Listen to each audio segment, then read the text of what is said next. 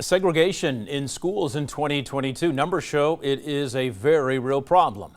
A new report from K through 12 schools are getting even more segregated nationwide, along with racial and economic lines. This afternoon, WHIO is getting real about inequities with education. Here's News Center 7's Kirstin Garriss. In this government report, these racial and economic divisions aren't just limited to one place.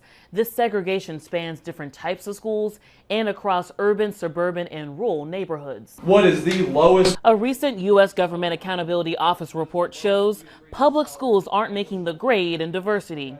The findings show that more than a third of students attended schools where 75% or more of the student body was a single race last year. This really is an issue where action, the rubber hits the road at the state and local level.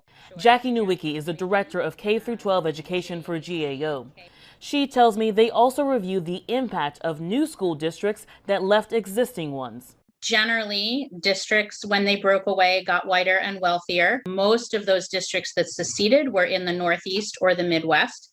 I think, people sometimes think of racial division as a Southern problem. Nowicki says this economic divide intersects with the racial one. She says about 80% of Black and brown students are in low-income schools, a trend that can impact a student throughout their entire life. Lower earnings potential, less likelihood of attending college or another post-secondary education choice like career and technical education. Some lawmakers have proposed legislation that would provide resources to school districts that want to voluntarily develop plans to integrate their schools.